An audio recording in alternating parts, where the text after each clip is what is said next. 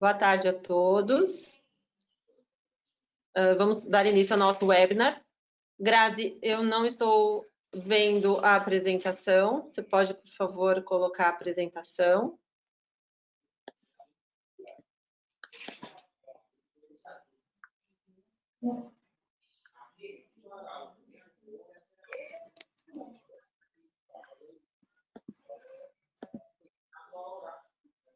Grazi.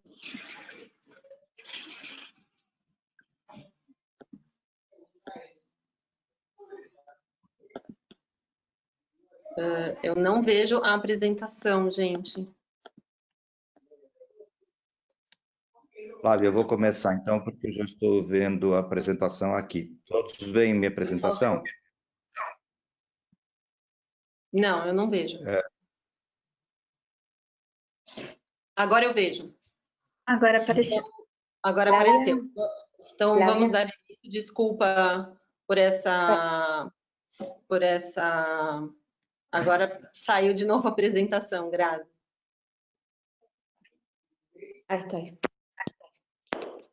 Pronto. Bom, vamos lá. Então, esse webinar é sobre alimentação em tempos de isolamento social. É um webinar do ILSI Latinoamérica, onde temos a participação de todas as filiais do ILSI da América Latina. Próximo, por favor.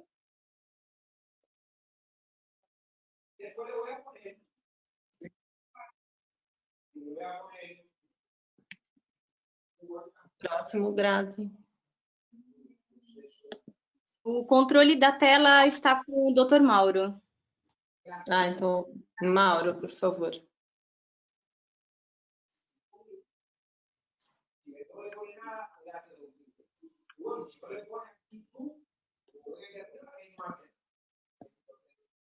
Flávia, já está a informação. Bom, eu vou passar aqui, eu tenho a minha, eu não estou vendo a de vocês, mas eu vou seguir, para não parar. Então, o webinar, contamos com a participação da doutora Irina Kowalski, a doutora Marianela Herrera, a doutora Lilia Jadira Sanabria, da Colômbia, a doutora Marta Sanabria, do Paraguai, a doutora Sabi Carmacho, do México, com coordenação do doutor Mauro Fisberg.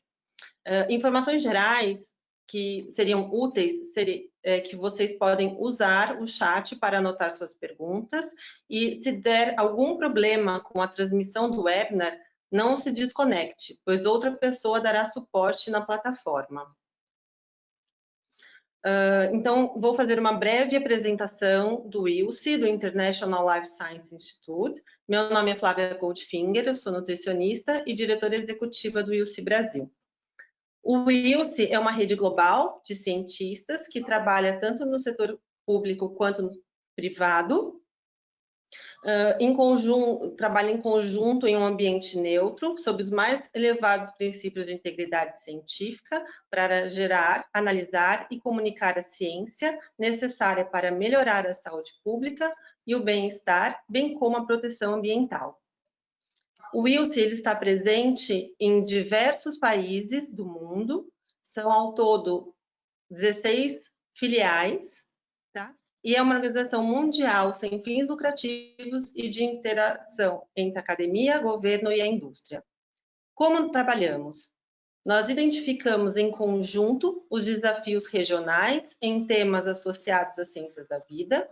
Nós unimos as capacidades técnico-científicas da indústria, da academia e do governo, e nós favorecemos o impacto positivo na saúde pública e no meio ambiente. O ILSI tem um compromisso com os Objetivos de Desenvolvimento Sustentáveis da Organização Mundial da Organizações das Nações Unidas, e todas as atividades desenvolvidas dentro do ILSI devem estar ligadas a esses objetivos.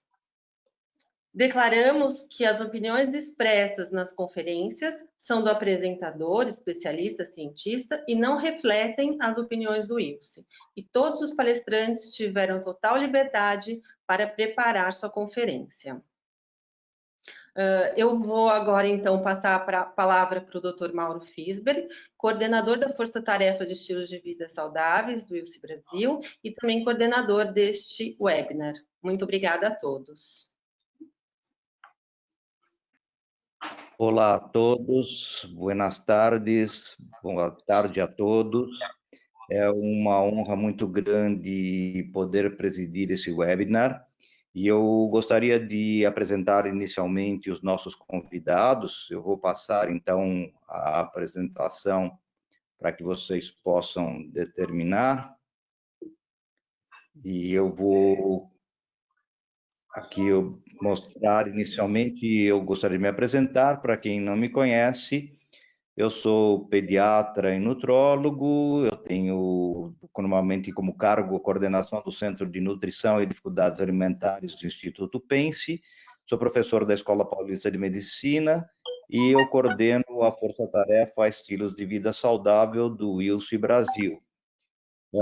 Como outros convidados que nós teremos na discussão, eu gostaria de apresentar a professora Irina Kowalskis, que é médica pediatra, especialista em nutrição, professora da Escola de Nutrição, da Faculdade de Medicina da Pontifícia Universidade Católica de Buenos Aires, professora com maestria do Instituto de Investigações Pediátricas de La Plata, e, ao mesmo tempo, ela é uma professora que é cientista sênior do ILSE Argentina e é membro titular da Sociedade Argentina de Nutrição.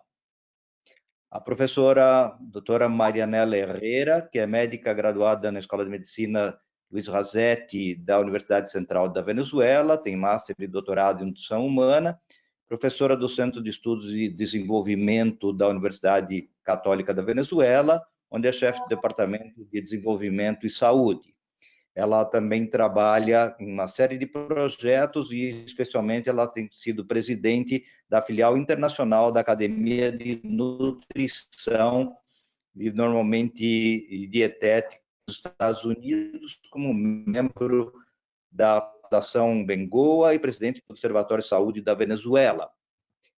A nossa convidada do México é a doutora Sabi Camacho Lopes, que é fundadora de Nutrir México, que é também licenciada em nutrição e maestra em ciências da saúde pela Universidade Autônoma do Estado do México, que está também dentro dos programas de pós-grado em coaching nutricional, entrevista motivacional e saúde digital, e é uma nutrióloga certificada pela Academia de Nutrição e Dietética dos Estados Unidos. Uma série de outros membros que vocês vão ver aqui.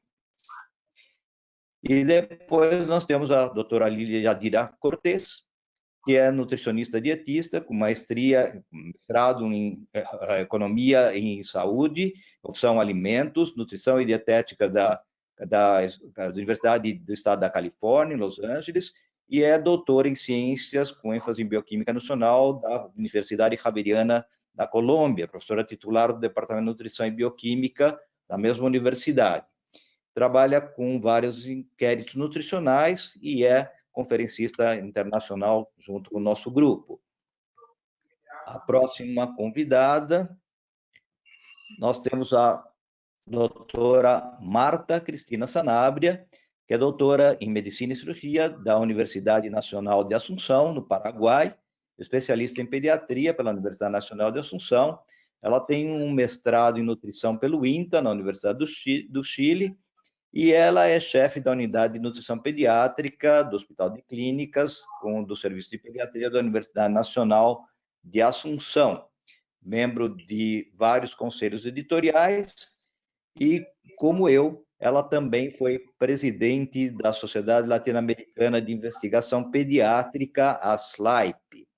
Esses são nossos convidados.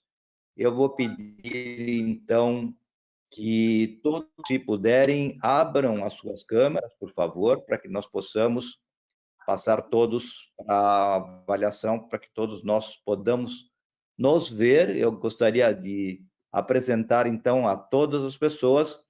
À minha direita, a doutora Sabi Camacho. Sabi, por favor, dê-me um alô para todos.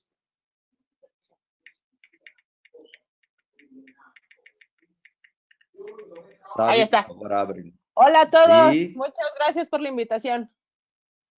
Muchísimas gracias por estar con nosotros, Sabi. Irina. Hola, buenas tardes a todos. Muchas gracias, Mauro, por la invitación. Un honor con mis colegas y amigas. Martita, de Paraguay. Muy buenas tardes, muchísimas gracias por la invitación. Marianela. Hola, buenas tardes. Muy honrada de estar aquí con queridos colegas y amigos. Muchas gracias, Mauro, por esta invitación y muy honrada nuevamente de estar con ustedes. Qué bueno. Nosotros vamos a pasar, entonces yo voy a buscar ahora una presentación inicial y voy a decirles inicialmente que el trabajo que teníamos en día tiene especialmente la idea de presentar un poco de lo que ha pasado en algunos países de América Latina y ahí discutir la situación en general, especialmente lo que está pasando en tiempos de distanciamiento social, de aislamiento. Algunos están en lockdown, algunos están en algunas situaciones bastante distintas. Entonces, nosotros vamos a discutir un poco la situación de cada uno de los países, vamos a hacer presentaciones muy cortas y ahí vamos a hacer una primera rueda de discusión y posteriormente vamos a abrir las preguntas al público. Como tenemos personas de diferentes países y personas que hablan español, personas que hablan portugués, las presentaciones van a ser especialmente en español y al final de cada presentación yo voy a hacer un breve resumen en portugués. Y la discusión la vamos a hacer en portugués y español, o por lo menos vamos a intentarlo. De cualquier forma, la idea sería presentar muy rápidamente algunas características especiales de algunos países y después abrir para todos. Yo quería decirles que es muy difícil separar situación nutricional de la situación política, pero yo creo que vamos a intentar verificar especialmente lo que la situación de la pandemia ha hecho por la nutrición en nuestros países, pero seguramente vamos a tener algunas características de cada uno de los países que son muy diferentes y que van a trabajar en esas características. Yo quería empezar entonces por Brasil. Yo quería inicialmente determinar que la pandemia ha empezado a llamar la atención en nuestro país a principios de marzo de 2020. Nosotros escuchábamos que había algún problema, especialmente en algunos países, especialmente en China, desde febrero. Pero la única característica que tuvimos fue que en el 9 de febrero hubo una repatriación de brasileños que estaban retidos en la ciudad de Wuhan. En ese momento, la única preocupación que teníamos con la pandemia era que en los aeropuertos, en las entradas del país, había una característica de avisos en los aeropuertos, en los principales locales de entrada, que por vía terrestre o por vía aérea, de que había una situación de que si tuvieras fiebre o tuviera cualquier cosa, entrar em contato com as autoridades do país. Então, no Brasil, como vocês sabem, somente no dia 26 de fevereiro, houve a primeira confirmação em um hospital privado na cidade de São Paulo. No dia 28 de fevereiro, houve uma primeira orientação para o lavado de mãos universal, a lavagem de mãos universal e a utilização de álcool em gel. No dia 5 de março foi descrito o primeiro caso de circulação interna e as primeiras medidas de saúde pública, como solicitação de máscaras ou tapa-bocas para profissionais de saúde. Em 9 de março, inicia-se o teste em pacientes graves internados em hospital. Como vocês sabem, em 11 de março, a Organização Mundial da Saúde decreta a pandemia e o Brasil começa a buscar médicos em programas públicos. No entanto, no dia 17 de março, aparecem as 2 primeiras mortes confirmadas por Covid-19 no Brasil, em hospitais privados. Como em outros países, no final de março se bloqueia o ingresso de alguns voos de alguns países que já estavam em situação de risco, como, por exemplo, a China, a Coreia, a Itália e, especialmente depois, a França. Muito mais tarde, a Espanha e a Inglaterra. Estados Unidos não se bloqueou até muito mais tarde.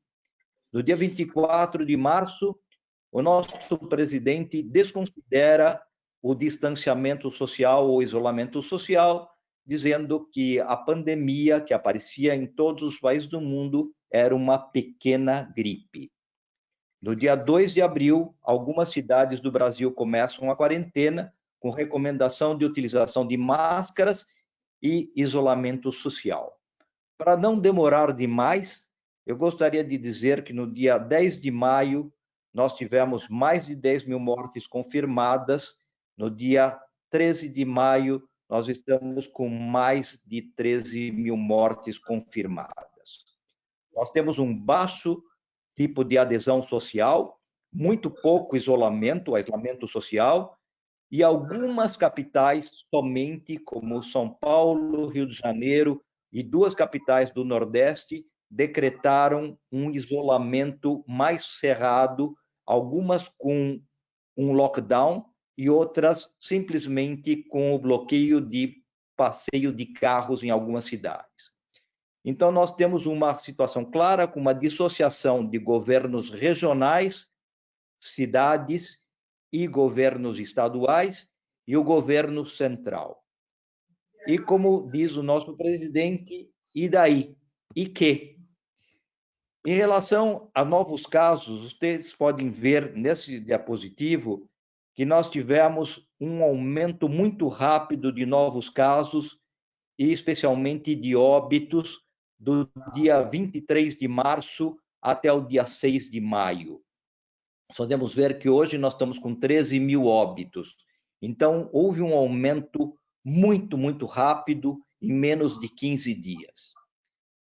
Mas, na verdade, nós temos uma situação que provavelmente não é real.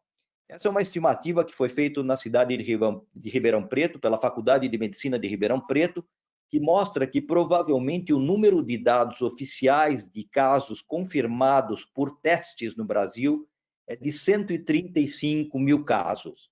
No entanto, essa projeção da Faculdade de Medicina de Ribeirão Preto mostra que provavelmente nós temos mais de 2 milhões de casos no Brasil, porque nós estamos testando menos de 1% da população brasileira. Em relação à alimentação, o que nós podemos dizer do Brasil é que nós temos uma situação que é muito diferente de local para local. São Paulo é muito diferente do Rio de Janeiro, que é muito diferente dos estados do Nordeste do Brasil. Então, as diferenças que nós temos em relação ao isolamento social são características do tipo de cidade e das características sociais e econômicas. O que nós sabemos é que no país todo, praticamente todos os lugares de lojas não essenciais, comércios não essenciais, todos os restaurantes e bares foram fechados. Onde? Principalmente nos centros das grandes cidades. Na periferia das pequenas cidades, isso não acontece. Como nós comemos? Não. Através de, primeiro, comida em casa. Desculpa te parar, Mauro. É que não está seguindo a sua apresentação. As pessoas não estão conseguindo seguir a apresentação. Desculpa te interromper. O slide parou na doutora Marta. Ok, eu vou ver o que aconteceu. Simplesmente, eu vou tentar compartilhar novamente.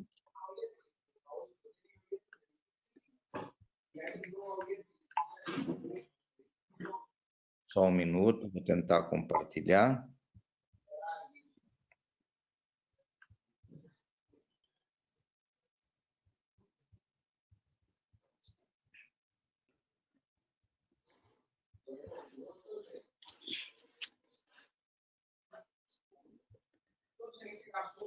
É que não está aparecendo como eu, como apresentador.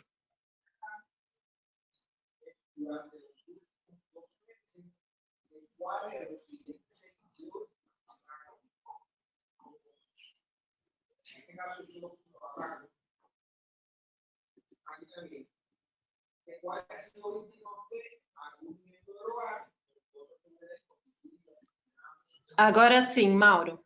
Agora sim. Perdón por la interrupción personal. Esas condiciones son complejas porque nosotros tenemos que verificar todos los países al mismo tiempo. Como yo decía, nosotros comemos de diferentes situaciones. Comemos en la casa cuando es posible. Cuando tenemos posibilidad, la mayor parte de los restaurantes están trabajando por delivery, pero la producción en nuestro país sigue absolutamente sin ningún tipo de interrupción. Entonces, quien produce en el campo y quien produce en las industrias sigue produciendo de una forma absolutamente tranquila y normal, pero la distribución depende muchísimo del delivery. Los pequeños negocios, prácticamente todos están con problemas muy importantes. ¿Y quién consigue comprar alimentos? Quien consigue comprar alimentos es prácticamente las clases medias y las clases altas. Las clases bajas tienen que comprar los alimentos en los supermercados o los pequeños mercados y no tiene comida pronta. Entonces tiene que comprar de la condición posible, que son los pequeños mercados, y prácticamente no utilizan delivery. ¿Qué muda con la comida de la familia? ¿Qué están comiendo las personas en casa? ¿O qué están comiendo todos en casa? As pessoas comem o que se prepara normalmente com um agravante. Nós não temos escolas, nós temos todas as crianças ou todos os ninhos estão na casa. Nós outros temos alguma condição muito interessante. Em todo o mundo, como nós sabemos, o número de telas aumentou de uma forma demasiada. Nós estamos utilizando telefones celulares, estamos utilizando computadores, tablets e muito mais tempo de televisão. De um tempo que a Sociedade Brasileira de Pediatria preconizava de 2 horas de tela, nós estamos tendo de 14 a 18 horas de tela para toda a nossa população, especialmente a população pediátrica. E uma coisa muito importante, muito menos atividade. Estamos comendo muito mais comidas prontas, menos frutas, verduras e legumes. Não estamos comendo fora de casa e uma preocupação: como nós vamos continuar a comer depois de terminada o período maior de quarentena? Algumas características para discussão. Estamos comendo juntos, estamos compartilhando comidas, nós melhoramos o estado nutricional da nossa população, nós sempre defendemos que nós temos que comer juntos e que nós teríamos que comer com a família, e isso nós estamos fazendo. Mas houve algum tipo de melhoria na alimentação? E a pergunta final que eu colocaria para vocês seria essa: o que será depois? Como vai acontecer com o desemprego, com a cessantia?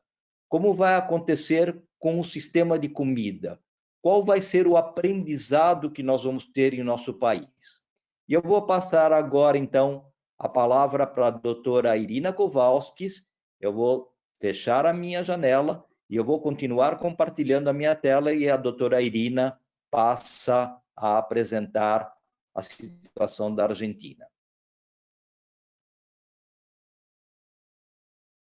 Bueno, muchas gracias. Mauro, perdón, ¿ese slide es el único que tenés? Sí. Ok, no importa. Uso ese.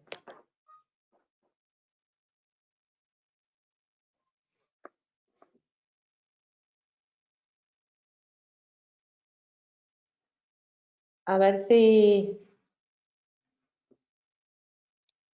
Irina, ¿quieres el anterior o este? No lo veo, no lo estoy viendo. Flavia, ¿vos ves el slide? No, yo tampoco. Ok. A ver, ese. Ahora sí. Ahora sí. Ese, excelente. Gracias. Bueno, buenas tardes a todos. El doctor Filsberg me pidió 5 minutos y él sabe que yo soy muy atenta, así que me voy a poner, si me permiten, me voy a poner un timer. Mauro, seguimos con ese tiempo, ¿no? Perfecto. Perfecto. Entonces, buenas tardes a todos. Voy a contar un poquito la situación de Argentina. Nosotros tuvimos un lockdown, como se dice ahora, muy rápido. Hubo una reacción muy rápida por parte del Estado, que fue el día 20 de marzo, en el cual hubo un cierre total de todas las actividades del transporte, de las fronteras internas para viajar dentro del país, o sea, no se podía circular prácticamente en auto si no era con un permiso. Eso a nivel familiar fue muy las calles estaban totalmente vacías y solamente estaban autorizados los elementos esenciales para la supervivencia, que eran básicamente alimentos y farmacia. Entonces, al día 20 de marzo fue interesante lo que pasó a nivel familiar, porque solamente las familias podían proveerse de los comercios que estaban alrededor de la casa, y no había siquiera envíos o delivery de comida, tampoco había apertura por ejemplo, ni helados, ni chocolates, ni siquiera a domicilio. Eso inició al principio un sistema como vuelta a lo casero, a lo familiar. Las familias compartían prácticamente todas el 24 horas en la casa. Eso fue muy interesante como proceso. Y de alguna manera, en ese mismo momento, la cadena productiva estaba relativamente conservada. Ahora voy a contar de qué se trataba eso, con mucho cuidado, pero más o menos los alimentos esenciales se podían conseguir y estaban a disposición de todos, con lo cual fue un momento de mucha vida familiar, de mucha comida familiar, de otro nivel de encuentro y muy rápidamente. Eso duró aproximadamente 20 días, 25 días, donde gradualmente empezó a haber más apertura. Empezaron a abrir algunos locales, aunque no se podía comer en ellos, sino que se podía comprar. Aparecieron los deliveries, la provisión de alimentos a domicilio. Empezaron a abrir algunos locales de comida sin poder permanecer en ellos, pero con delivery o comprando desde la puerta. Y eso ya abrió un poco a otro nivel de acceso a alimentos.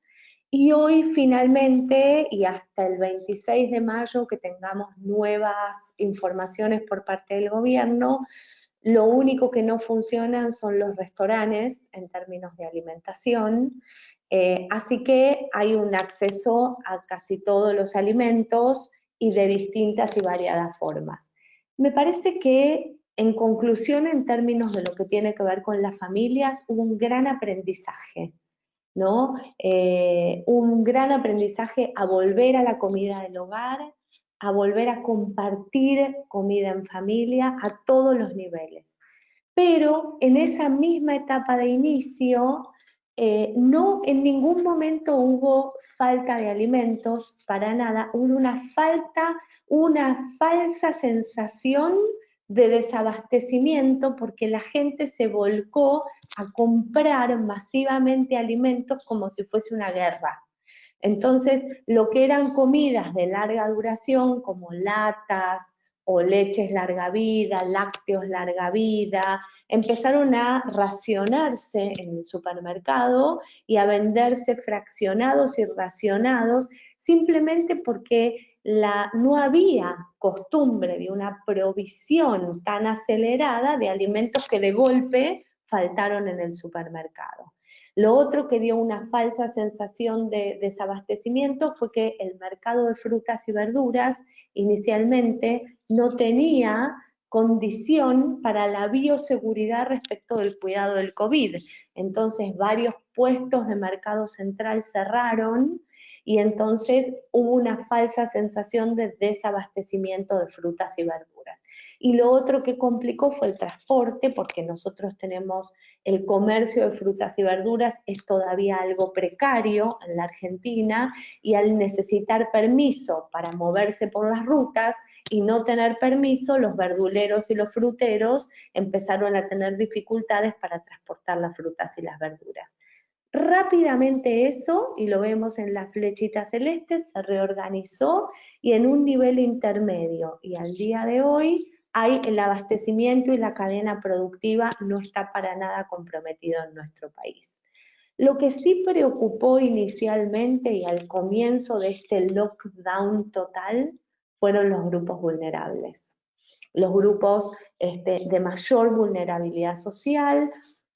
Todo el mundo estaba preocupado porque son grupos que comen en comedores escolares y las escuelas cerraban, porque se abastecen de una tarjeta alimentaria. Es interesante comentar que al comienzo del 2020 la Argentina estaba trabajando sobre una tarjeta alimentaria, que es un plus de dinero para las familias que están asignadas a un plan que se llama el Plan Universal, y en ese grupo vulnerable inicialmente hubo mucha preocupación, ¿no?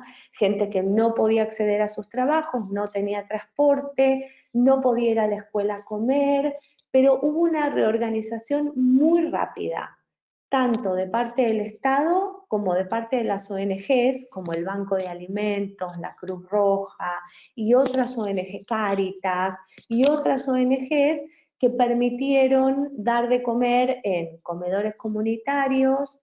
Se dio una transferencia de dinero para las tarjetas alimentarias de compra de alimentos. Las escuelas, y esto fue interesante, inicialmente lo que hicieron las escuelas fue proveer alimentos en forma de vianda, para que la gente no tuviera que comer dentro de la escuela y no se tuviera que agrupar adentro de la escuela, y luego esas viandas fueron trasladadas a el bolsón alimentario con alimentos no perecederos. Es interesante porque si bien hubo una reorganización para poder dar de comer a todos estos grupos vulnerables, también nos preguntamos los científicos, bueno, ¿qué está pasando? Porque cuando llegó esta pandemia de COVID, nosotros estábamos cursando una epidemia de enfermedades crónicas no transmisibles. Entonces, la pandemia, ¿qué deja de esta epidemia? ¿No? ¿Qué pasa con la epidemia? Y bueno, lo que es cierto es que inicialmente no se habló más de qué vamos a hacer, hubo una preocupación grande por el abastecimiento, y hoy, ya casi 60 días después del primer lockdown, las sociedades científicas están empezando a pensar: no nos olvidemos de la epidemia de enfermedades crónicas no transmisibles, tratemos de mismo en estos grupos vulnerables priorizar el acceso a alimentos de buena calidad y no solamente alimentos no perecederos, pero claramente otra vez cuando hay una situación de hambre, y de hecho Argentina está cursando un programa que se llama Argentina contra el hambre, bueno, hay toda una discusión científica de calidad versus cantidad, y calidad fresca versus calidad que dure en el tiempo. Entonces, bueno, otra vez tenemos que despacito rearmarnos y empezar a pensar qué hacemos con esa epidemia solapada que seguimos teniendo por debajo de esta epidemia de COVID. ¿Con qué nos vamos a encontrar cuando esta epidemia se termine?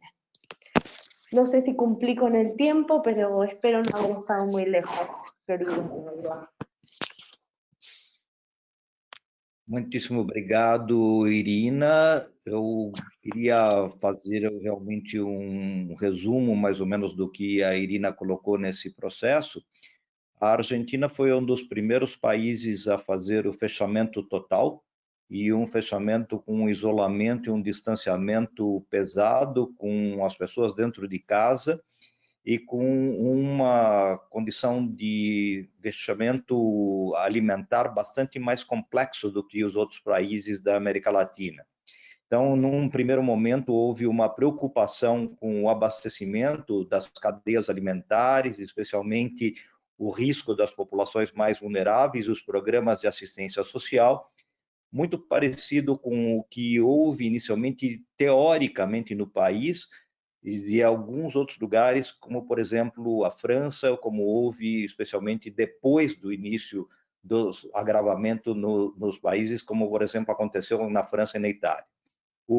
A Argentina, nesse momento, está com um período de isolamento social de mais de 50 dias, com uma diferença muito grande da alimentação dentro da casa nos dias de hoje, mas principalmente com um apoio muito grande para programas de sustento para a população de nível mais baixo. Nós não temos dados, especialmente, de como está sendo feita a alimentação no período da pandemia, e, a partir desse momento, existe uma preocupação muito grande com a volta à situação normal, e especialmente como fazer, especialmente na população que tinha outros problemas de saúde, como o acesso inadequado à alimentação, obesidade, doenças crônicas, como que nós voltamos a equacionar essas doenças numa situação de base junto com a situação do coronavírus. Eu vou passar, então, ao nosso convidado seguinte, que é especialmente o país da Venezuela, que tem uma situação totalmente diferente. Eu vou pedir, então, que a doutora Marianela Herrera, por favor, se apresente junto conosco e comece a sua apresentação. Mari. Bueno, muy buenas tardes. Muy interesante haber escuchado a Irina, porque así podemos apreciar distintas perspectivas y distintos elementos que están ocurriendo durante esta pandemia de COVID. En Venezuela, las medidas del lockdown se toman a partir del 14 de marzo, entre el 14 de marzo, y se instalan definitivamente el 17 de marzo. Y hasta el día de ayer, que ahí hay un errorcito, es el 12 de mayo, el día de ayer, se ha prolongado por un mes más el lockdown. Pero para el inicio de esta pandemia, Venezuela ya presentaba 9.3 millones de personas en situación de inseguridad alimentaria moderada y severa, según la encuesta última del Programa Mundial de Alimentos. Y esto nos lleva a la reflexión de que realmente nosotros en Venezuela es una crisis nueva que se sobrepone a otra crisis preexistente. Entonces, desde ese punto de vista, el aislamiento social en Venezuela ha representado un reto porque definitivamente los más desprotegidos, la clase más desprotegida, que es la mayoría en Venezuela, ha tenido que hacer frente a una verdadera situación difícil, por cuanto el contexto hiperinflacionario, de inseguridad alimentaria y de dificultad para acceder a alimentos, pues se ha complicado aún más. A esto se suma un elemento que es la falta de gasolina y de combustible, que ha repercutido negativamente, ha impactado negativamente sobre el ya deteriorado sistema de producción de alimentos.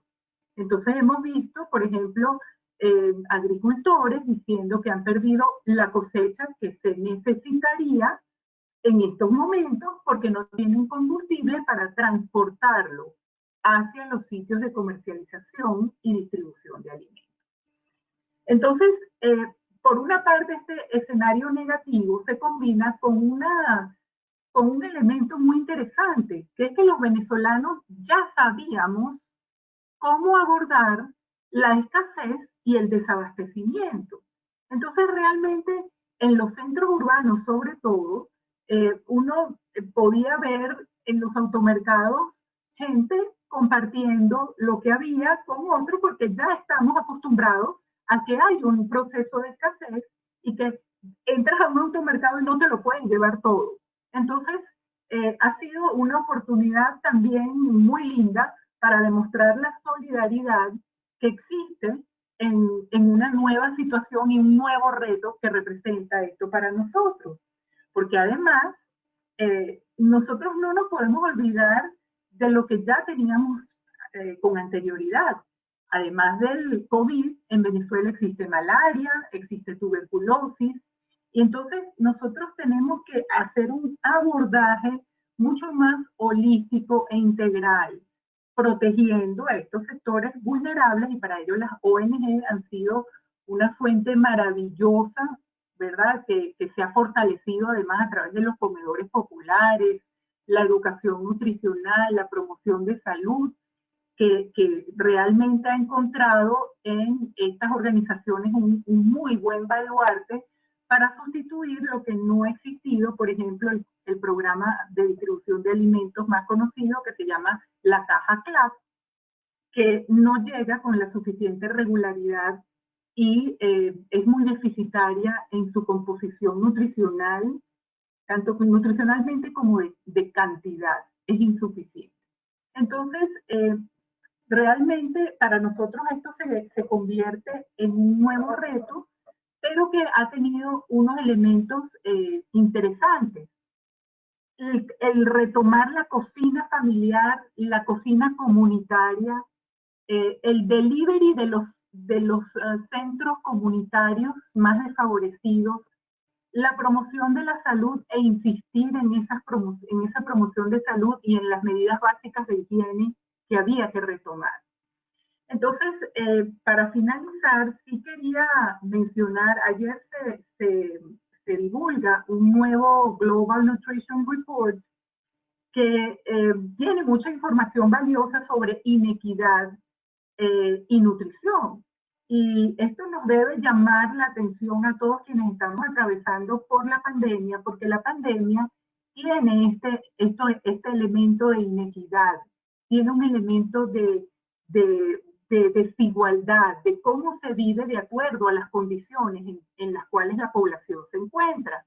Y por supuesto, me gustó mucho lo que se ha comentado en ese dilema entre lo económico y lo epidemiológico. ¿Quién tiene la razón? ¿Es el aislamiento social encima de lo económico y de la seguridad alimentaria, o es lo contrario? O lo que pensamos es que los dos tienen razón y tenemos que dar una mirada más holística a este problema. Ya Bill Gates, en su artículo del New England Journal of Medicine, nos decía que el gran reto para los líderes es atender la emergencia, pero también que esto no se vuelva a repetir. Y para esto necesitamos atender todos los frentes en paralelo, la emergencia junto con lo estructural. Muchísimas gracias, y cualquier cosita que se haya quedado pendiente la abordamos en las preguntas.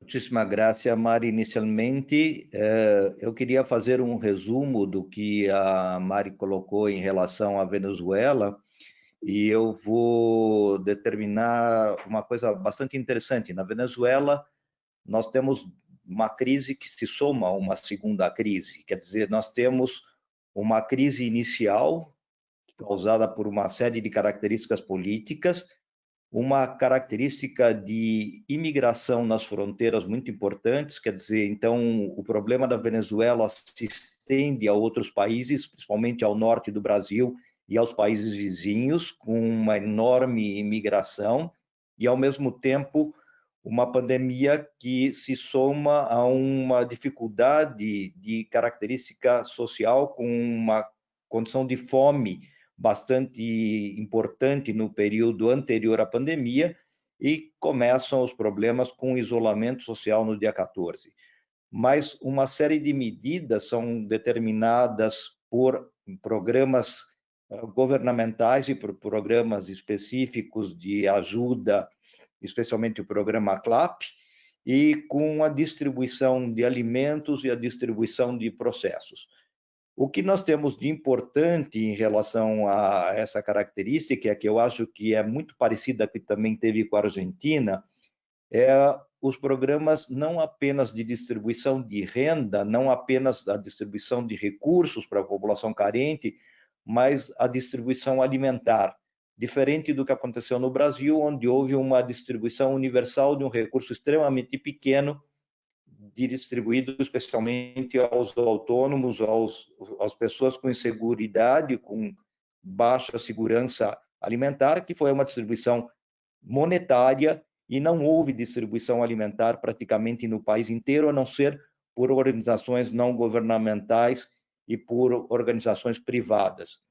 E o mesmo dilema que existe na Venezuela em relação à concomitância de tentar trabalhar com o problema de saúde e com o problema econômico é a característica que vai determinar uma melhor gestão adequada para cada um desses nossos países. Eu vou passar, então, ao nosso país seguinte, que é a doutora Sabi Camacho, no México, que vai nos contar um pouquinho como está acontecendo, não somente no México, no hemisfério norte. Sabi, muchísimas gracias por tenerla con nosotros. Gracias por la invitación y creo que estamos teniendo una situación un poco mezclada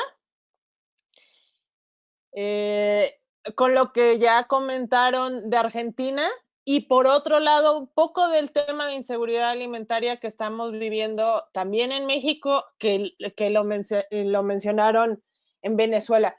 En México el primer caso se presentó el 27 de febrero, eso fue hace, ya vamos para 3 meses, y hasta el 20 de abril se tomó la decisión de cerrar inicialmente las escuelas, toda la educación básica y media superior y superior, cerraron, ahí hay un error, es 20 de marzo, perdón, 20 de marzo, y el 23 de marzo el subsecretario de Promoción y Prevención de la Salud, que es el doctor Hugo López-Gatell, quien ha estado dando seguimiento al tema de la pandemia, establecieron ya como jornada nacional de sana distancia, que es la jornada la medida de contención que se está viviendo en México,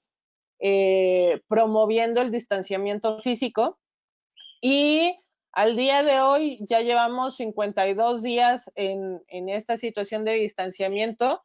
Escuelas, centros comerciales, cines, restaurantes, todos los negocios que no tienen actividad esencial son las que han cerrado. Y al inicio de la pandemia acá en México, lo primero que empezaron fueron las compras de pánico, muy parecido a lo que comentaba Irina,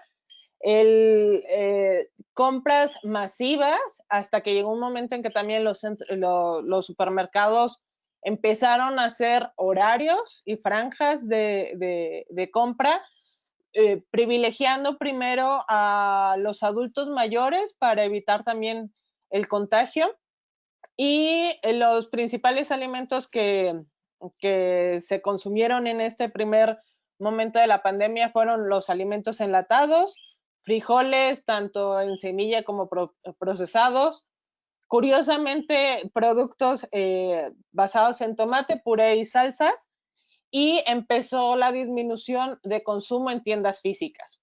Un dato interesante es que acaba de pasar la Semana Santa y en la Semana Santa se incrementó el consumo de embutidos, de vino, de pasteles, de postres, de helados.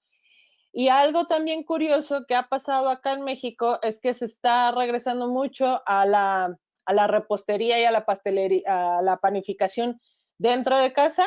Está llegando otra vez la población a hacer sus propias preparaciones. Y en las últimas semanas el consumo ha sido principalmente, o de los grupos de alimentos y bebidas que más se ha incrementado en estas últimas semanas son las bebidas alcohólicas, el yogur, la leche, el arroz, los cereales, los alimentos enlatados. Sí hemos visto aquí en México diferentes fases tanto de consumo como de conducta. Al principio, cuando se inició la jornada de sana distancia, el distanciamiento y la suspensión de actividades, la gente empezó a comprar alcohol, sanitizante, papel higiénico y cubrebocas.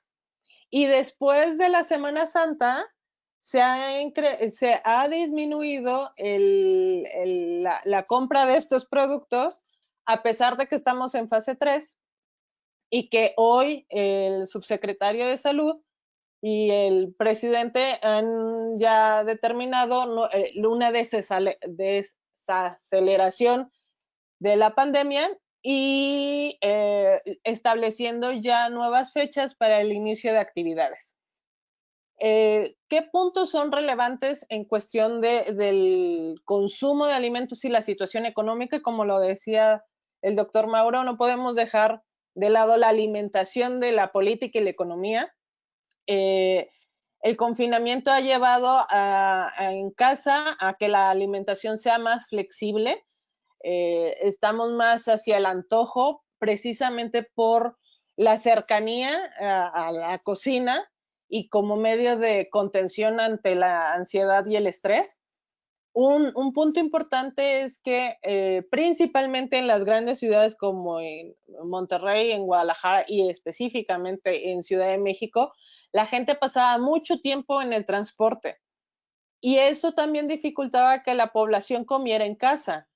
Entonces, al estar ya todo el día encerrados en casa, pues la gente ha tenido que regresar a la cocina, que estas habilidades culinarias pues no se tenían ya tan desarrolladas porque la gente llegaba a comer en cocinas económicas o en restaurantes durante la semana y esto también ha hecho un cambio en la concepción de la importancia de la alimentación en casa.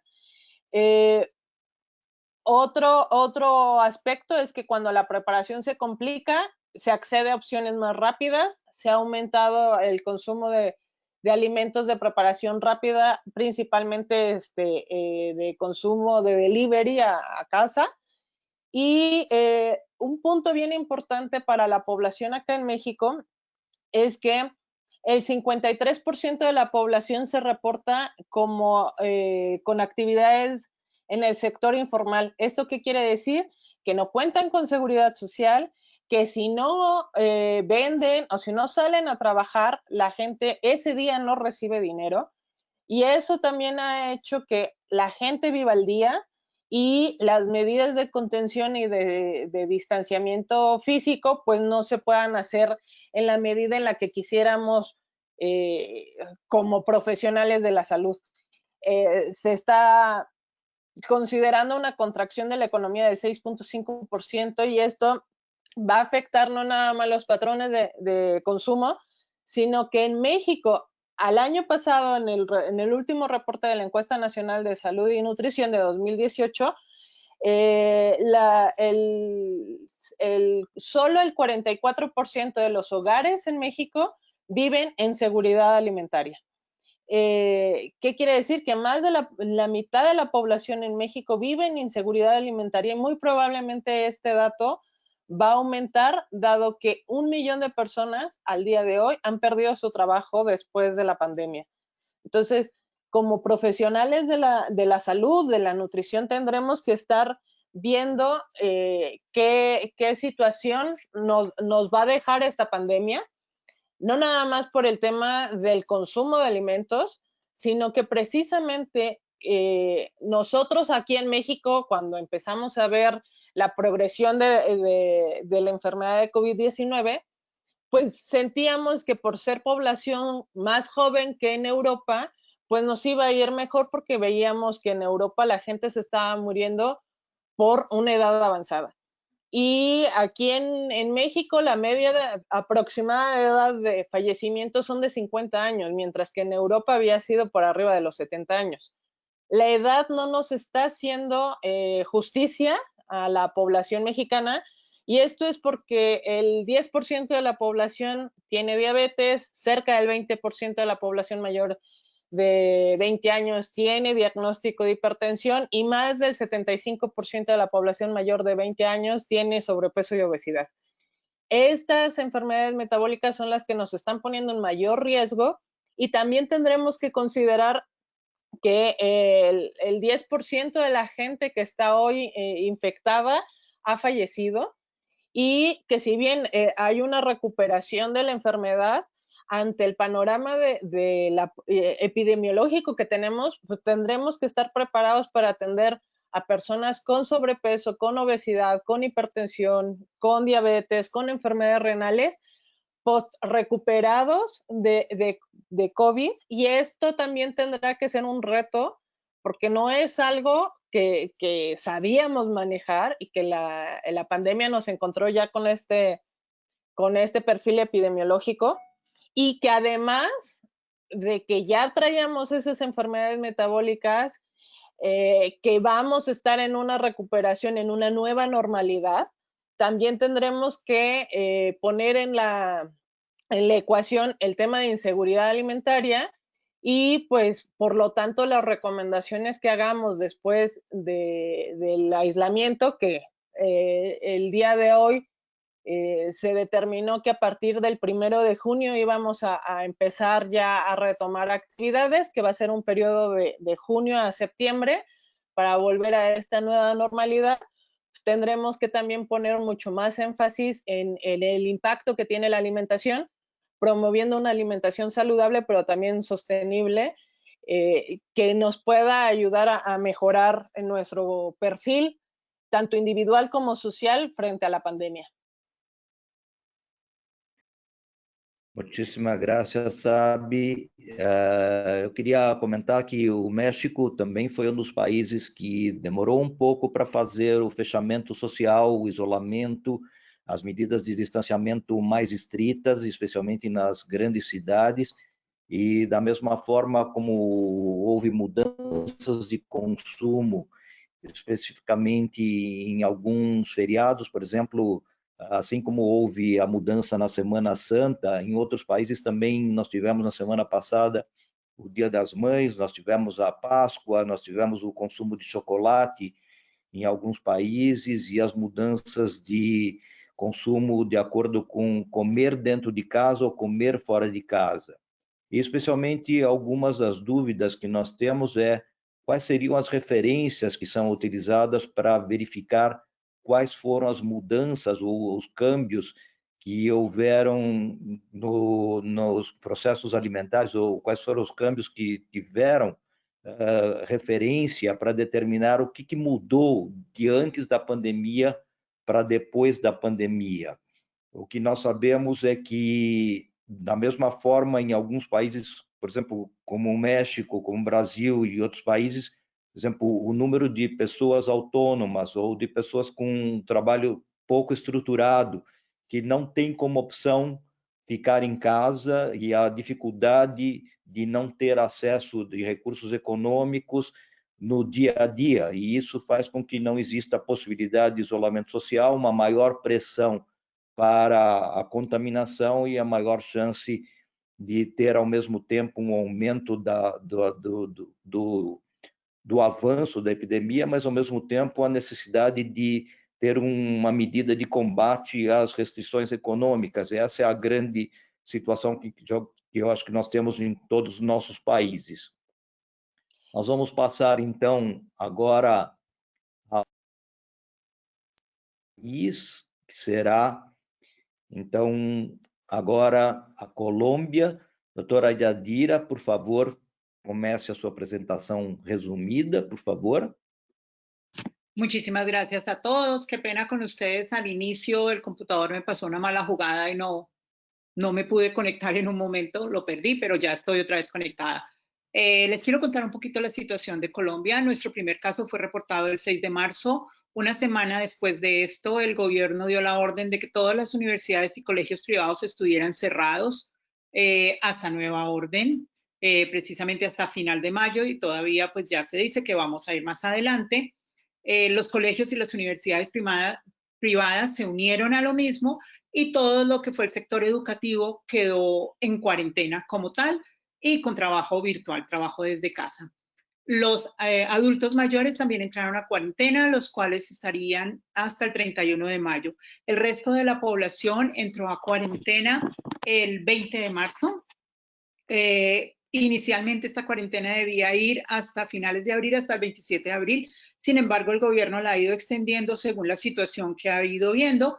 Primero la extendió hasta el 11 de mayo y actualmente tenemos que nuestra cuarentena irá obligatoria hasta el 25 de mayo. Sin embargo, es importante resaltar que al igual que otros países, y como ya lo han comentado, por ejemplo, en Venezuela y en Argentina y todo, está la disyuntiva entre la parte de salud y la parte de economía. Nuestro país, al igual que el de todos ustedes, son países que están en desarrollo, no tienen pues una economía tan boyante, entonces pues no se pueden paralizar indefinidamente. Teniendo en cuenta esto, el gobierno ha tomado unas medidas en las cuales a partir del 11 de mayo, no, de la semana anterior, de la semana pasada, empezaron algunas empresas y algunos sectores a trabajar, pero teniendo ciertos parámetros y siguiendo ciertos lineamientos en cuanto al cuidado del personal.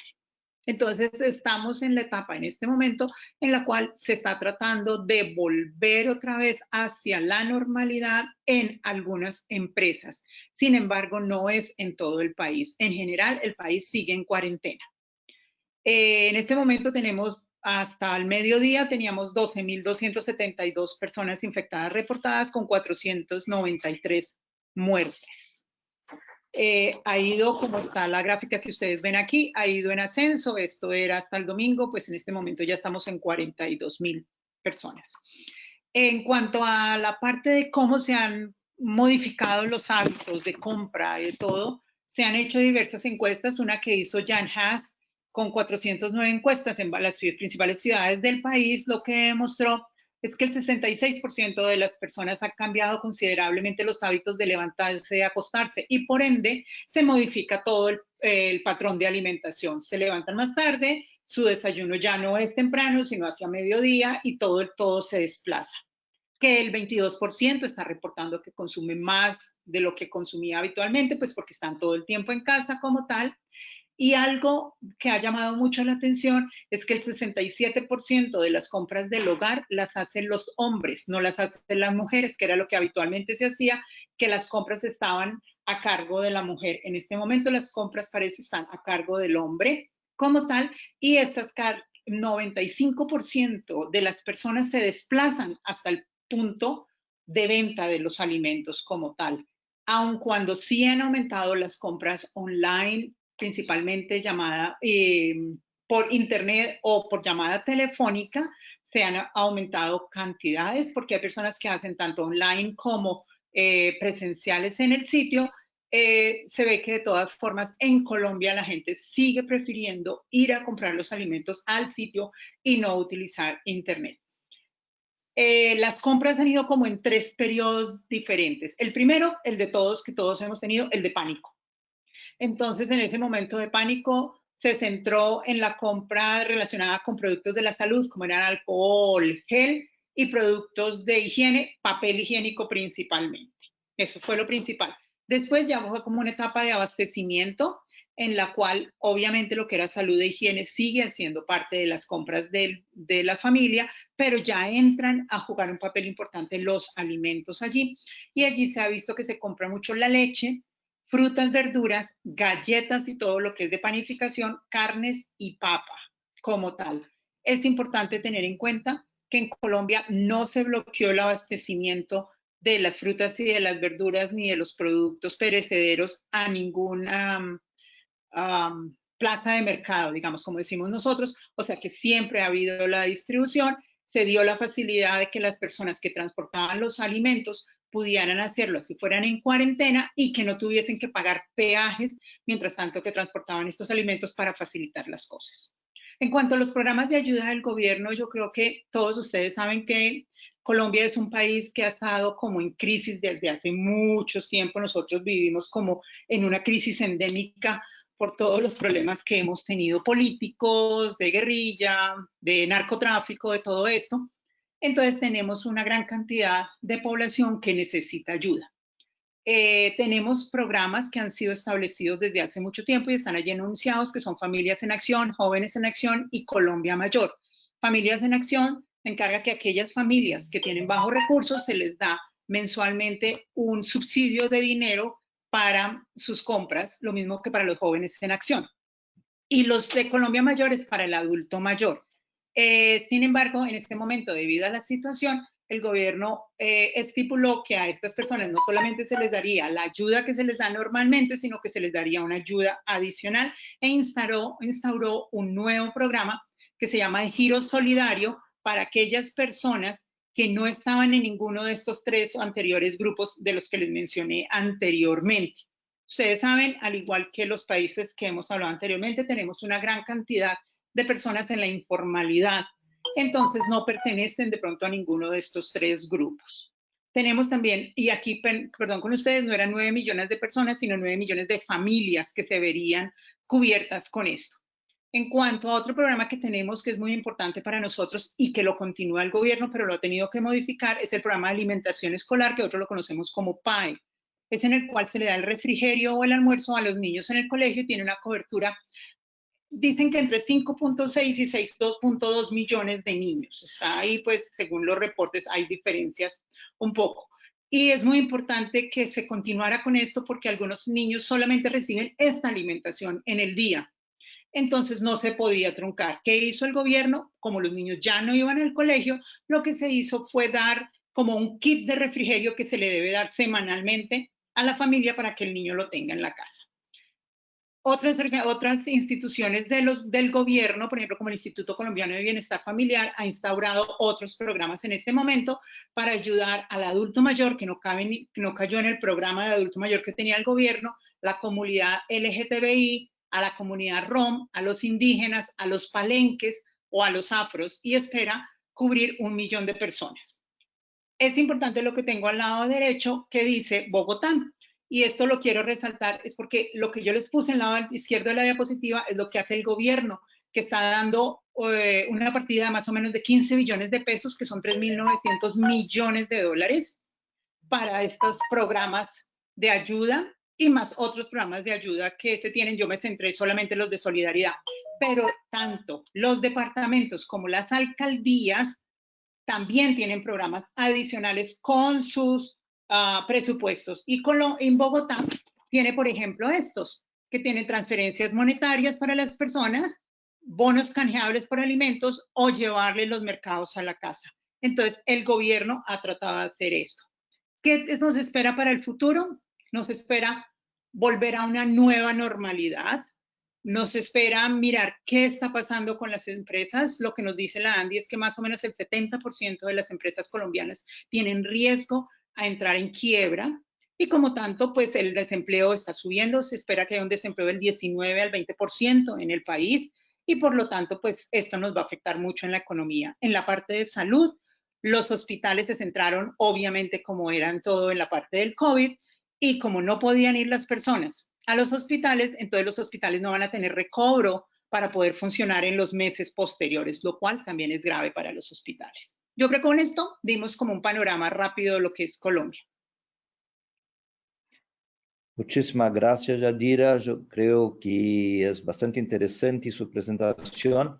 Da mesma forma que em outros países, a Colômbia ela representa também um país que tinha crises econômicas anteriores, com crises sociais, políticas, com o tráfico de drogas, com a migração e com todas as condições específicas de população com baixa renda, população com dificuldades de acesso a recursos de saúde, mas o que é bastante interessante é que houve uma quantidade bastante grande de apoio a famílias em risco e a população de risco maior, com um aporte econômico que, para o tamanho de cada país, é bastante grande.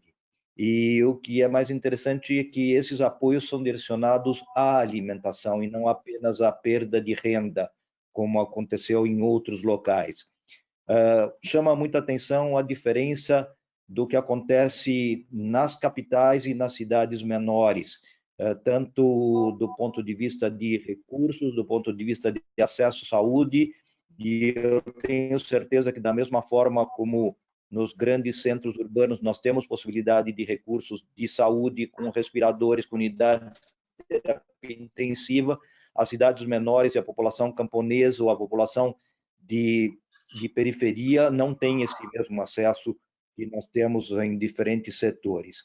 E talvez por isso que nós buscamos o exemplo também do Paraguai, e eu acho que o Paraguai é muito interessante porque o Paraguai foi um dos primeiros a fechar rapidamente suas fronteiras, e especialmente a fronteira com o Brasil, que é uma fronteira extremamente importante, legal e ilegal, e eu acho que nós podemos escutar um pouquinho o que a doutora Marta Sanabria, que é uma pessoa extremamente ligada aos programas de alimentação no país, pode nos orientar. Marta, sea bienvenida y Sí. el micrófono es tuyo. Muy buenas tardes. Nosotros tuvimos, a partir del segundo caso de COVID-19 diagnosticado en Paraguay, que fue el 10 de marzo, ya se cerraron todas las fronteras, ya se declaró la parte de una emergencia sanitaria. El país estaba teniendo en este momento una epidemia de dengue, una de las peores epidemias de dengue en la región.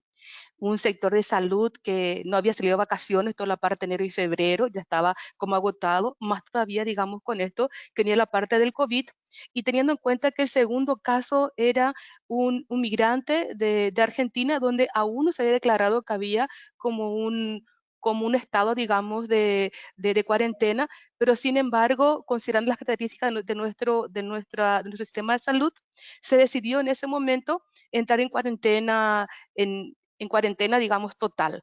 ¿Qué significó eso? Total cierre de fronteras, ya a partir del segundo caso de COVID, toda la parte, digamos, de la educación, la parte, digamos, de los chicos que van a las escuelas y colegios, están en cuarentena, y se declaró ya que durante todo este año 2020 se van a desarrollar las clases online. No van a asistir los chicos a la parte de las escuelas y colegios. Y en la parte, digamos, el gobierno, en el primer momento, garantizó que sí van a estar abiertos toda la parte, digamos, los supermercados, para la parte de distribución, digamos, de productos agrícolas, y también la parte de farmacias y gasolineras. Entonces, no se sintió ese primer momento como de pánico, como para exceso de compra, porque ya desde un primer momento se había garantizado de que iba a haber la parte, digamos, de la disponibilidad por la parte de acceder a los alimentos. Y si ustedes se fijan, la parte, digamos, de casos que tenemos nosotros hasta el momento, tenemos como unos 700 casos aproximadamente, y tenemos 10 pacientes internados y 10 pacientes fallecidos.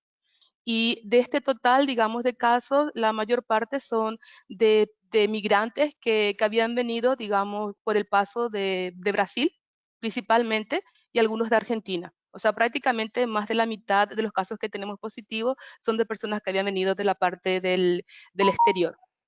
Lo otro que es muy interesante es que como nosotros somos una población bastante joven, o sea, solamente el 5% de la población de Paraguay es adulta mayor, la media de edad de los pacientes afectados es de 29 años. O sea, es gente, digamos, bastante joven. Y lo otro, digamos, con respecto a la parte de características, es que si pasamos la segunda diapositiva, Mauro, allí,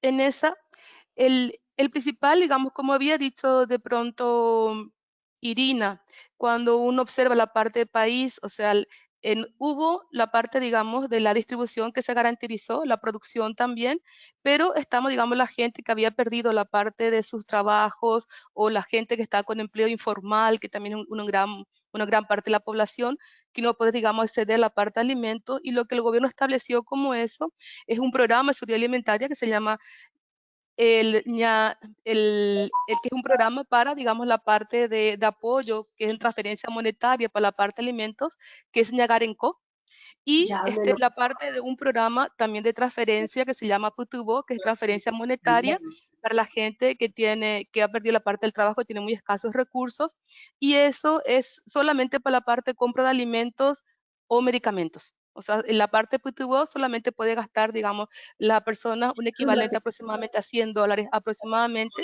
y llega a eso como 1.100.000 personas. Ahora estos programas que se establecieron como medidas, digamos, de seguridad, la parte de seguridad alimentaria, también han seguido los otros programas del ministerio como el PANI, que es el programa de alimentación nutricional para niños y mujeres embarazadas que están con desnutrición. Y como el programa de sueño y merienda escolar realmente durante todo este año ya no va a haber clases presenciales, sino la parte de online, lo que se distribuye a los alumnos, a los padres de los alumnos de los colegios beneficiarios del programa, es un kit de alimentos. Este kit de alimentos consta de leche entera en polvo, de alimentos, digamos, fideos, de arroz, de hierba, azúcar, sal, entre otros, y se le entrega, digamos, a la parte a los padres de los alumnos. Tenemos, digamos, la parte esta que se está haciéndose la parte de investigación con respecto a cuál la parte de los cambios de los hábitos de alimentos en esta época de pandemia. Lo que de pronto uno podría decir que hay un aumento del consumo de panificados, de la parte de carbohidratos, un poco menor consumo de la parte de frutas y verduras. Y si bien es cierto, la gente está consumiendo, principalmente comidas a nivel familiar, hay también un aspecto muy importante que está influyendo en esto, que es el aspecto psicológico.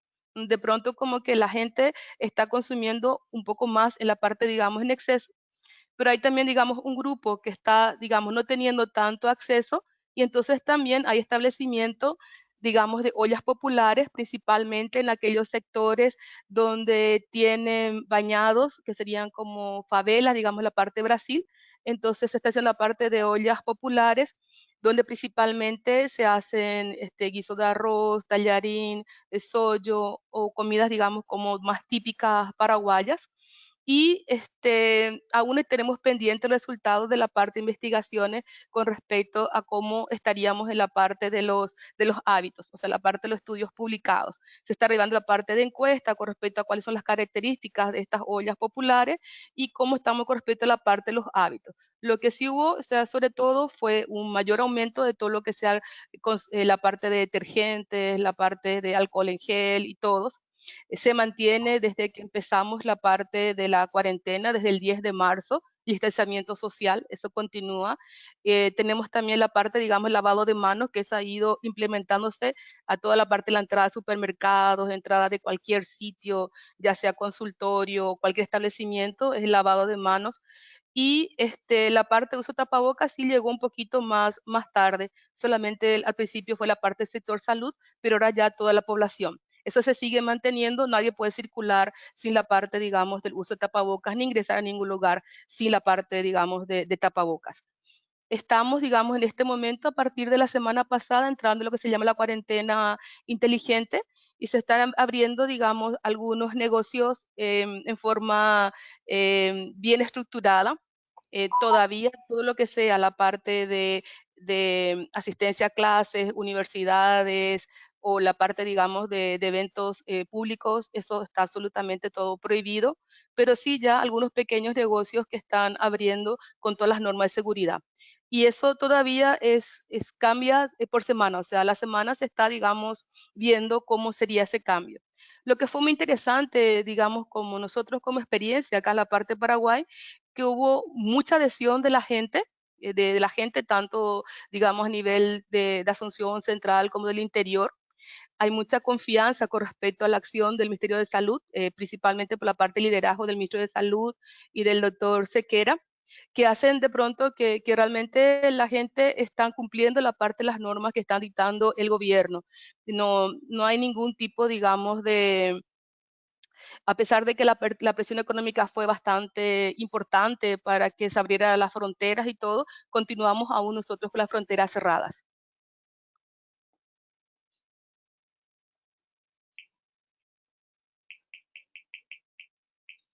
Muy bien, muchísimas gracias, especialmente a todos que fueron absolutamente muy adecuados en sus presentaciones. Yo voy a volver, yo voy a pedir que todos abran sus cámaras, por favor, para que nosotros podamos empezar el debate. Si sería posible que todos, por favor, abran. Yo voy a recibir a todos. Acá estamos todos nosotros. Eu queria inicialmente agradecer a participação de todos, e especialmente nós tivemos uma série de comentários e uma série de discussões que apareceram e foram enviadas durante todo o processo. Eu queria inicialmente dizer que nós tivemos uma frequência média de 320 pessoas participando dos debates, mais de 320 pessoas participaram durante todo o período do debate. Eu creio que é muito agradável para nós. E algumas coisas foram muito interessantes e que mostraram algumas situações comuns aos nossos países. Nós tivemos países que têm números extremamente pequenos de casos, como o Paraguai, um número muito pequeno comparado a praticamente todos os países da América, e números gigantescos e proporcionalmente absolutamente inaceitáveis, como o Brasil, com números oficiais de mais de 13 mil casos de óbitos, contra 10 casos de óbitos no Paraguai, contra 400 casos na Argentina, 500 casos em outros países, quer dizer, 800 casos no México, quer dizer, são números que são absolutamente diferentes. A outra coisa é que nós não podemos nos basear em números reais, porque nós estamos testando absolutamente um número muito pequeno de habitantes.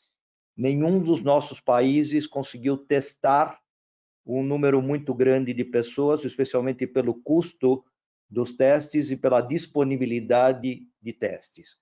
O que fez maior ou menor possibilidade de preparação contra um número maior de óbitos foi, talvez, a maior rigorosidade, o maior rigor no fechamento social precoce e os que demoraram mais a fechar ou aumentar o distanciamento e o isolamento social.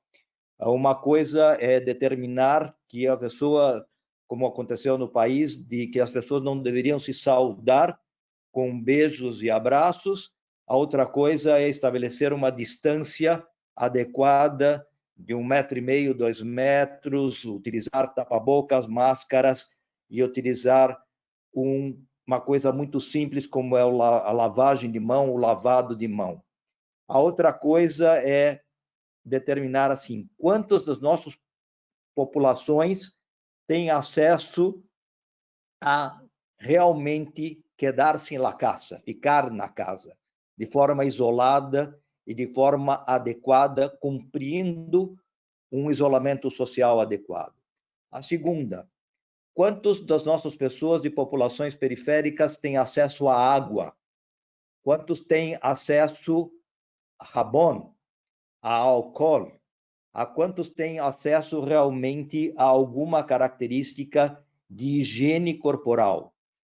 E o que muda, na verdade, na higiene da nossa população, que deveria ter feito isso sempre, na verdade, nós sempre deveríamos ter utilizado lavagem de mão, cuidado sanitário, lavar a mão quando entramos em algum lugar, quando saímos de algum lugar, quando vamos ao banho, quando saímos do banho. Isso é uma coisa que nós estamos aprendendo de uma forma forçada nesse período. Mas quantos de nós temos possibilidade de utilizar isso? A segunda coisa importante é que eu queria que nós comentássemos, nos nossos países, nós temos um volume enorme de pessoas que vivem do dia a dia. Se não trabalham hoje, não ganham. Se não ganham, não comem. Se não comem, suas famílias não têm também como comer. E como nós podemos fazer esse tipo de coisa com o pouco auxílio que os nossos governos fizeram, especialmente do ponto de vista de alimentação. Eu vou pedir inicialmente para que cada um de vocês que quiser falar, vocês vão abrir o microfone e o microfone está direcionado para quem for falar. Então, quem for falar, o microfone vai estar aberto. Por favor, então, uma ronda muito rápida para poder passar a alguns outros comentários que estão muito importantes e muito adequados de diferentes países. Por favor, quem quer começar?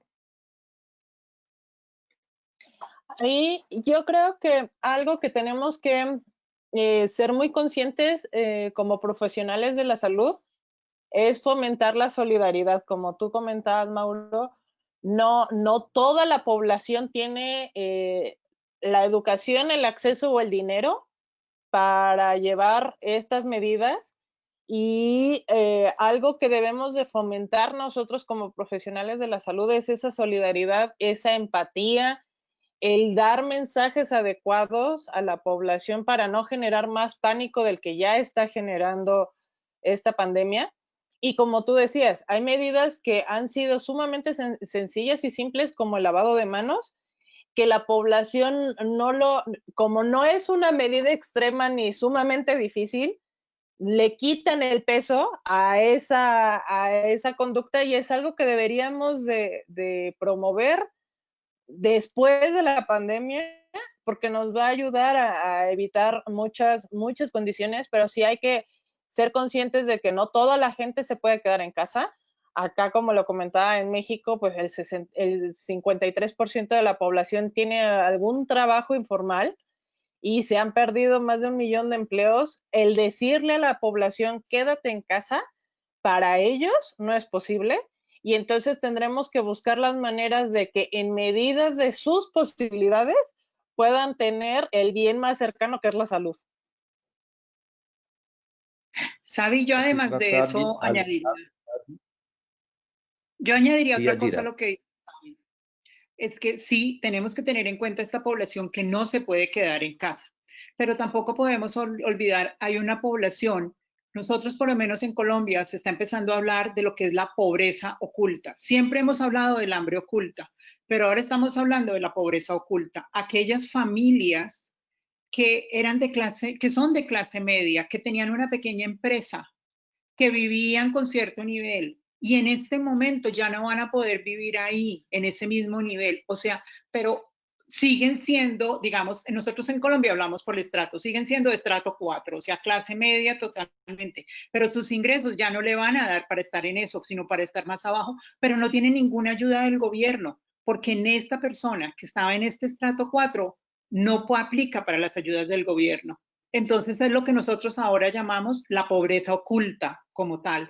Y yo creo que a ese grupo de familias, que en Colombia lo que se dice, que nosotros tenemos aproximadamente un 40% de clase media vulnerable, que esos son 8 millones de hogares de Colombia, tenemos que también ponerle cuidado, no solamente a los que siempre decimos los pobres, sino a los otros que no son ni pobres ni ricos, quedaron como nosotros decimos, en el limbo, y nadie los puede ayudar. Clarísimo, Yari. Así como tenemos el nuevo normal, seguramente vamos a tener la nueva pobreza o la nueva clase baja que vamos a tener en nuestros países. Yo creo que seguimos con eso. Algunas cosas yo quería empezar a decir. ¿Cómo ustedes pueden decir que hubo cambios en la alimentación, pero cambios para mejor o cambios para peor? Por ejemplo, nosotros siempre hemos peleado por compartir la comida con los miembros de la familia, tener el papá junto con la familia en las comidas. Estamos preparando comida en la casa, pero ¿mejoramos la preparación alimentaria? ¿Mejoramos la situación nutricional o no? ¿Qué creen ustedes? Fíjate, Mauro, yo pienso que ese punto que acabas de tocar es importantísimo, porque y tiene varios aspectos, tiene varias aristas. Uno de los aspectos que más se deterioró en los estilos de vida en las décadas pasadas fue el tiempo de preparación de los alimentos, es decir, el tiempo invertido en preparar los alimentos en casa. Entonces, desde este punto de vista, posiblemente nosotros veamos una mejoría, porque hay además la disposición, la búsqueda de la preparación de las recetas, y esto puede traer algo positivo. Sin embargo, de acuerdo a la disponibilidad y de acuerdo, por ejemplo, a lo que están recibiendo las familias en términos de ayuda, que en general son bolsas de alimentos o cajas de alimentos no perecederos, podemos estar viendo un deterioro, ¿verdad?, de la calidad nutricional.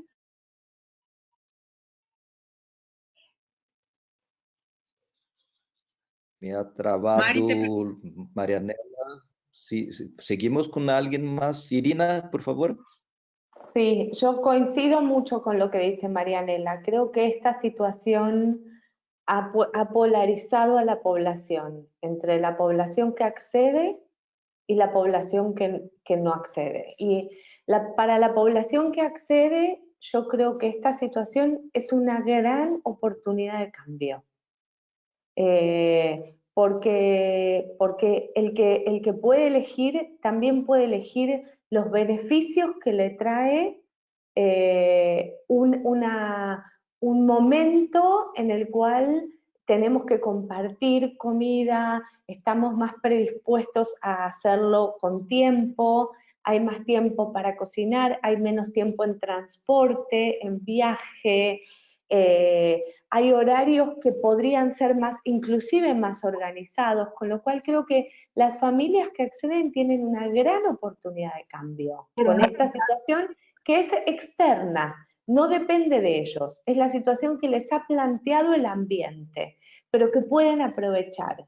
Sin embargo, en las poblaciones más vulnerables, y me sumo a lo que decía Marianela y me sumo a lo que dice Yadira, hay una gran población que está requiriendo soporte y que inclusive se siente como con vergüenza, en Latinoamérica dicen con pena, de tener que recibir un soporte, porque no es algo a lo que están acostumbrados y entonces están acostumbrados a trabajar, aunque sea en el día a día, esto que vos comentabas de tener un jornal, su plata diaria o su dinero semanal, y que hoy al no tenerlo tienen que pasar a acceder a planes y programas y ahí es difícil que elegir, ¿no?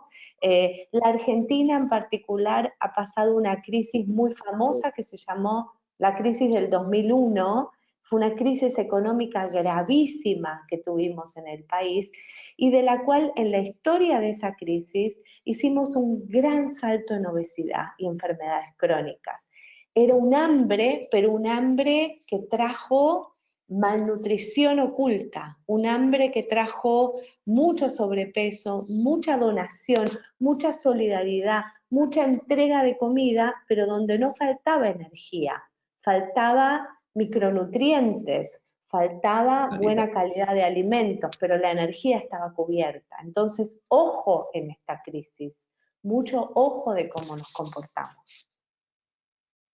Sí, yo creo que es muy importante en relación a eso también discutir, por ejemplo, hay muchas personas que nos preguntan, por ejemplo, dónde tenemos las referencias de los cambios alimentarios. Entonces yo voy a enmendar con una pregunta, ¿cuáles son especialmente las encuestas que están siendo realizadas y cuáles las encuestas que están proponiendo para evaluar los cambios, las modificaciones específicas? Por ejemplo, nosotros estamos trabajando con lo que está pasando con los servicios de delivery y evaluar cómo se utilizan actualmente los servicios de delivery, qué tipo de delivery y, por ejemplo, qué oferta hubo mejor, por ejemplo, los pequeños productores, los grandes productores, quién se ha beneficiado más de ese tipo de cosas y si hubo realmente un cambio en los estándares. Pero una de las preguntas que nos hacen es, ¿cuáles fueron las medidas, las referencias que tenemos para establecer si hubo o no cambio y cuáles son las encuestas que se están realizando o se proponen para evaluar los cambios alimentarios, no solamente del Estado Nacional, que es mucho más fácil, pero evaluar las costumbres y los hábitos alimentarios.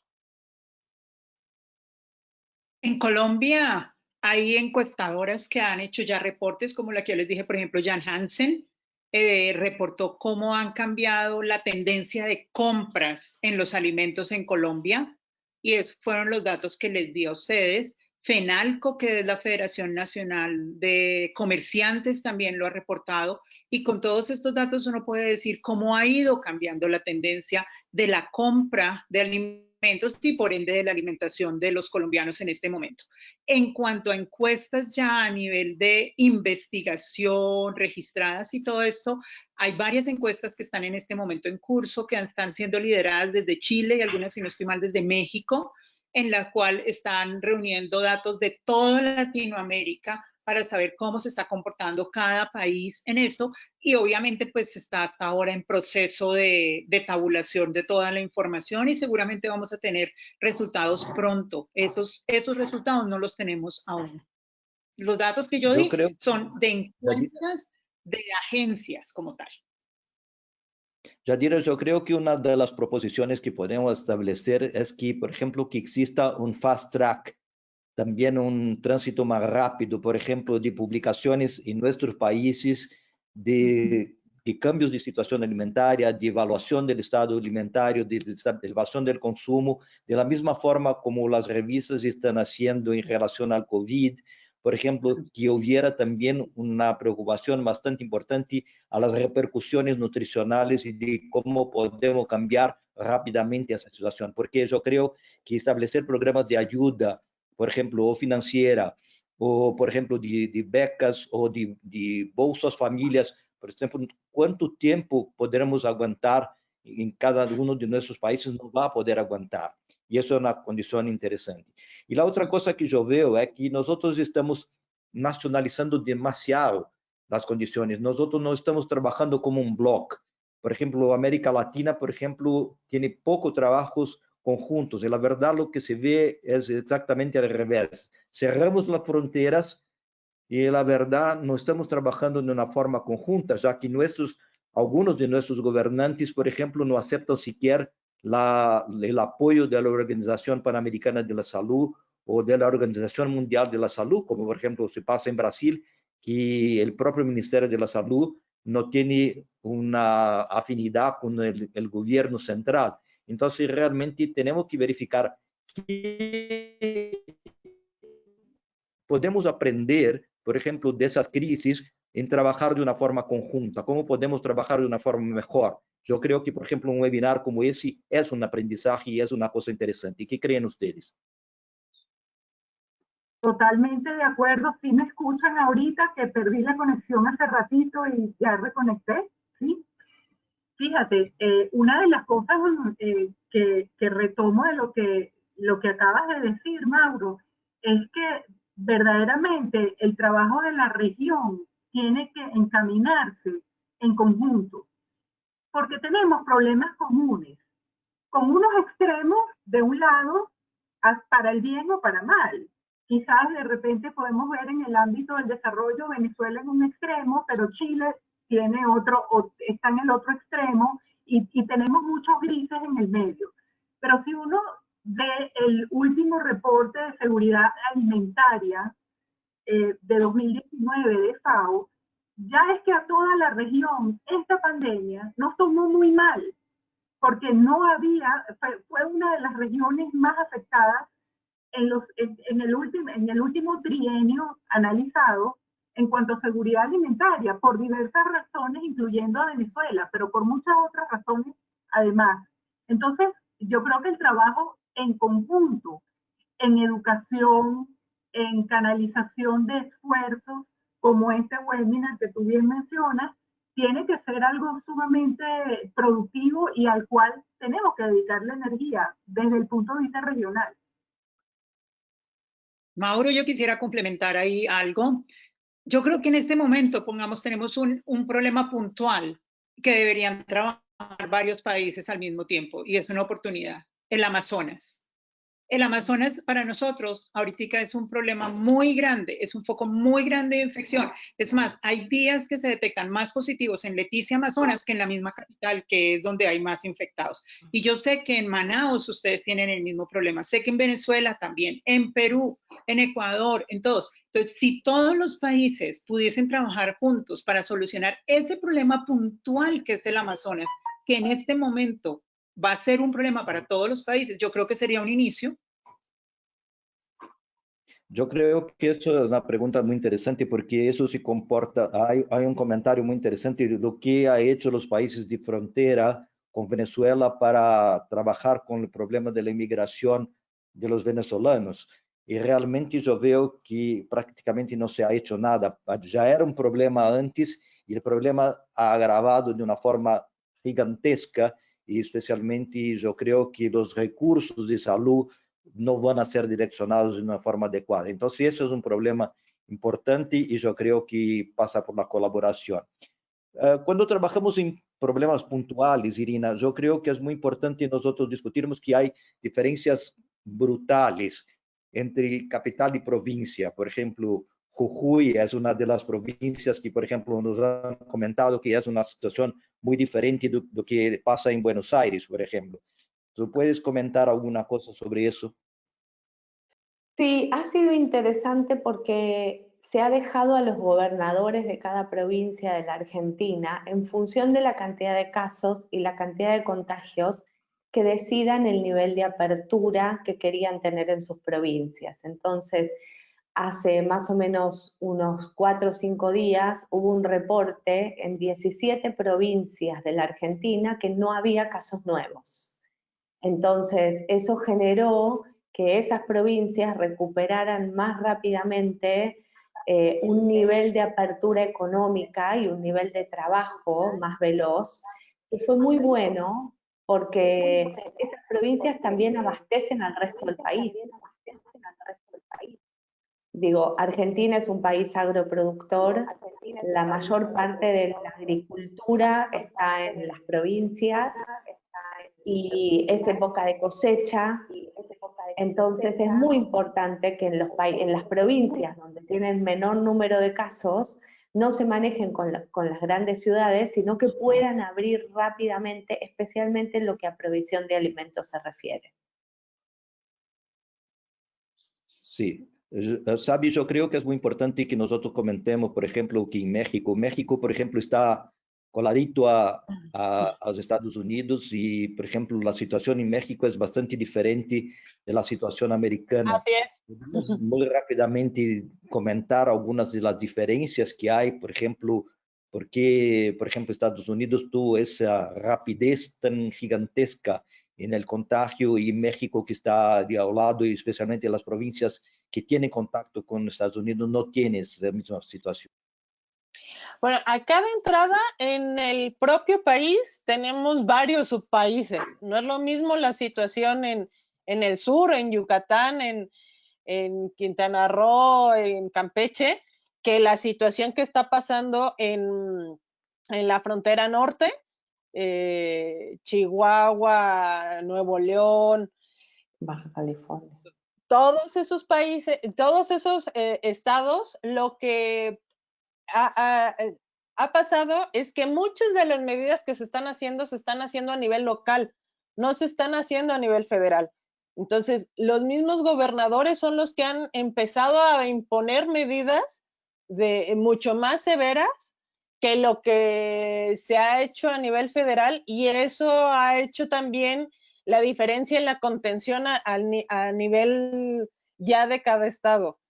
Otra de las cosas es que también la misma frontera, Estados Unidos había hecho un trabajo muy fuerte por cerrar la frontera con México, y eso al final del día en esta situación nos ha beneficiado porque también se contuvo mucho del contagio, se quedó en Estados Unidos. Y algo que hay que retomar dentro del comentario no es nada más, si bien es importante el trabajo a nivel Latinoamérica, el trabajo a nivel de cada país, lo que comentaba Yadira, pues vamos a encontrar situaciones que antes no estaban presentes, situaciones económicas de consumo, de acceso a seguridad, de acceso a alimentos, de acceso a salud, de oportunidades laborales, que en los países no los vivíamos y ahora en esta nueva realidad pues vamos a tener que enfrentarnos a nuevas situaciones dentro de nuestros países y no nos queda más que echar mano de toda la población, no nada más local, sino a nivel Latinoamérica para poder salir todos adelante. Martita, tú tienes la última palabra corta porque yo voy a hacer una última ronda entre nosotros ya que estamos con el tiempo agotado, pero yo creo que ese tipo de debate que tenemos de ahora podríamos establecer por días y realmente podríamos establecer temas específicos para discutir con cada uno de los países que tenemos, porque es muy difícil trabajar todo eso en una única vez y yo espero que tengamos posibilidad de hacer muchos otros debates como este, ya no más discutiendo los problemas, pero cómo hacemos la retomada. Entonces, cómo establecemos la vuelta al normal o el nuevo normal. Entonces, Martita, tú eres la última de esa última situación, después vamos a hacer una ronda, ¿ok? Sí, retomando lo que había dicho Mauro con respecto a la parte de hacer un trabajo en conjunto con América Latina, sería súper interesante hacer la parte de una publicación de una de las principales ideas de este webinar. Tener, digamos, como un artículo en el cual la gente pudiera como acceder, mirar, y tener la parte, digamos, como una agenda escrita con respecto a cuáles serían los puntos de investigación que pueden ser comunes para este Tú grupo, ya digamos, estás en América encargada, Latina, tú ya con eres la relación, encargada. sí, con relación a la parte, digamos, de alimentos y nutrición. Yo creo que ya tenemos una voluntaria para escribir y yo creo que con el volumen de comentarios que tenemos acá al lado, que yo no hay posibilidad de discutir todo eso, pero yo creo que eso voy a pasar a todos los participantes para que todos puedan verificar cuáles fueron los principales comentarios, las preguntas y especialmente las condiciones de elogiarlos por la participación y por el tipo de debate que estamos haciendo. Yo creo que podemos encerrar ese tipo de cosa con una breve mensaje que va a hacer ahora. Empezamos, Yadira, ¿puedes hacer un breve mensaje? ¿Lo que crees que va a acontecer ahora? Vamos a tener que ser muy resilientes. Tenemos que aprender a vivir en una nueva normalidad. No vamos a volver a la normalidad que nosotros teníamos antes. Vamos a tener que reaprender muchas cosas. Y esto, pues, yo creo que tenemos que sacar lo más positivo de todo esto, de todas las crisis. Cuando llegamos al fondo, siempre tenemos que sacar aprendizajes. Entonces, tenemos que mirar en qué nos equivocamos en todo este tiempo y tratar de corregirlo. Yo creo que es lo único que nos queda, porque si no lo corregimos, pues creo que vamos mal y vamos a caer en otra crisis pronto. Sabe, yo creo que antes de eso tenemos que elogiar especialmente a los países que tuvieron posibilidad de tener un servicio de salud que ya estuviera preparado antes y no especialmente redefinir totalmente el sistema de salud después que aparece una crisis. Y los que salieron bien o mejor son los que tuvieron un servicio de salud más adecuado, más centralizado, más posibilidad de tener recursos y no redefinir todo el servicio de salud después de aparecer una crisis. ¿Sabe?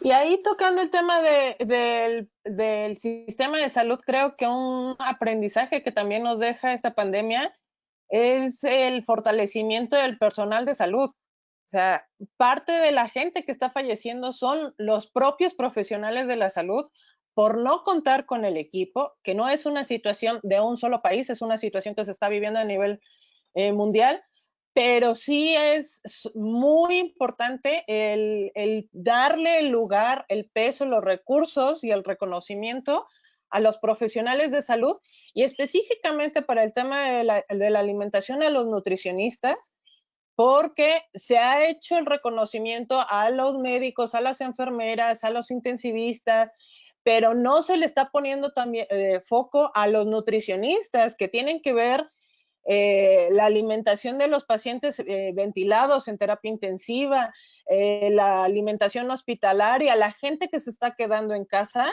y que también tienen diabetes, hipertensión, obesidad, enfermedades crónicas que requieren de atención y que la gente dejó de ir a su atención médica por miedo al contagio, y que hoy más que nunca tenemos que fortalecer ese mensaje del cuidado y la atención hacia nuestra alimentación y nuestro estilo de vida. Perfecto, Sabi. Yo creo que realmente no podemos olvidarnos que todos los problemas que teníamos antes no se olvidaron, no se han borrado porque tuvimos una nueva epidemia. Entonces, realmente mantener los cuidados con las enfermedades crónicas y especialmente el cuidado de los nutricionistas, de los profesionales de una forma general, los que todas las personas que realmente fueron muy importantes para la manutención. El problema es que yo creo que nos vamos a olvidar muy rápidamente de todos los profesionales de salud, así que se termine la crisis más aguda. Marianela, por favor. Sí, fíjate, además de todo lo que ustedes han reflejado, que realmente es muy pertinente, el nuevo normal va a requerir un repensar de muchas cosas, incluyendo si necesitamos un sistema centralizado o descentralizado, porque la centralización pareciera que era un elemento fundamental para cohesionar una emergencia como esta. Pero habrán otros momentos en que la descentralización será más importante y entonces eso también formará parte de ese nuevo normal. La otra cosa es rescatar nuestras despensas alimentarias locales. Escuchando a Yadira hablar sobre el Amazonas, esa despensa alimentaria amazónica local, habría que rescatarla, igual que como en muchos de nuestros países vamos a tener que rescatar esas despensas locales para que hayan elementos que nos permitan una alimentación adecuada. Y definitivamente pensar en prevención, rescatar la prevención, porque no podemos seguir viviendo de tapar incendios y de apagar incendios y de apagar cosas que se van presentando. Entonces, llegó el momento de realmente pensar estratégicamente a futuro.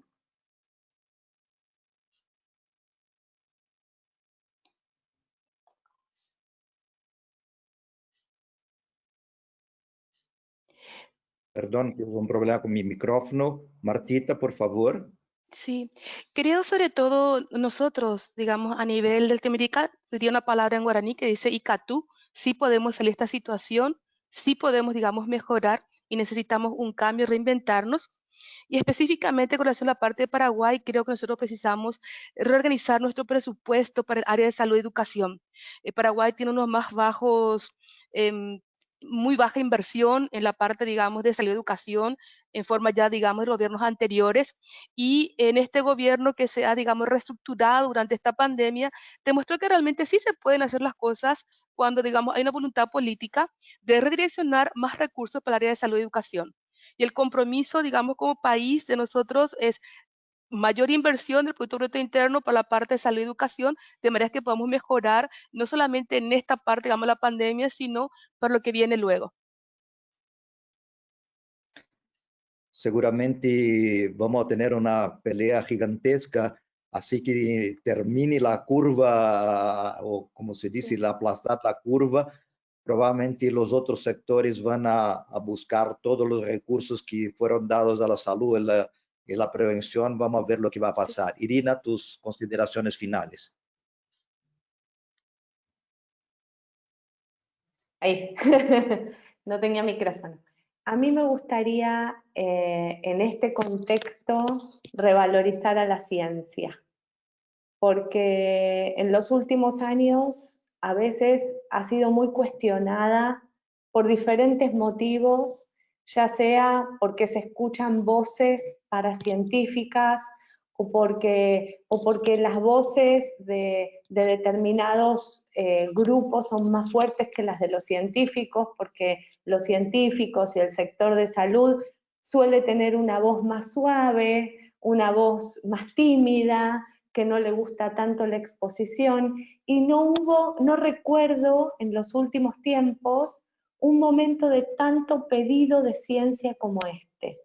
Queremos tests que funcionen, queremos vacunas, queremos rápidamente trials de investigación que en las unidades de terapias intensivas nos estén mostrando una evidencia científica respecto de la salud versus la enfermedad. Entonces, si en estos momentos queremos la mejor ciencia, durante la salida de esta pandemia, ¿por qué no seguimos valorizando a la mejor ciencia y escuchando a la voz de la ciencia cuando provee información de calidad, ¿no? He visto con maravilla una investigadora brasilera anunciar en un preprint el uso de la heparina. He visto investigadores argentinos sacar el primer test argentino y latinoamericano de anticuerpos para detección de COVID. He visto científicos latinoamericanos trabajar día y noche para estar a la altura de otros lugares del mundo. Me parece que hay que apoyar en esa línea y que cuando salgamos de esta pandemia no nos olvidemos de eso. Yo creo que seguramente aprendemos muchísimo con las lecciones de la epidemia y especialmente yo quería agradecer a participação de todos. Nós terminamos o nosso webinar com mais de 200 ouvintes, mais de 200 pessoas na audiência. Eu creio que para nós isso é sensacional. Eu creio que esperamos que não lo hayamos defraudado, pero que realmente isso seja solamente o princípio de um novo debate, de uma nova cooperação e com uma discussão muito aberta, muito franca, onde consigamos sacar as coisas buenas da política e as coisas muito melhores que temos da ciência, especialmente da colaboração latino-americana. Eu quero agradecer a todos e eu les pido perdão por las condições tecnológicas e isso eu creio que temos que aprender de los comunicólogos que são pré-pandemia, que eles são melhores que nós, pero nós vamos chegar já e vamos chegar allá e vamos ser tão buenos em comunicação e como podremos ser em ciência. Muchísimas gracias a ustedes que foram os panelistas e muitas gracias por la organização, a Graciela, a Flávia, a Laila, a Rania e todas as pessoas de UC, e especialmente agradecer a los más de 350 pessoas que estiveram com nós desde o princípio, e eu espero que seja o primeiro de muitos. Muchísimas gracias. Eu estou cortando a participação de todos. Muchísimas gracias a todos. Gracias a todos. Buenas noches. Muchas gracias. Chao. Chao, chao. Chao. Gracias, hasta luego. Chao. Hasta luego.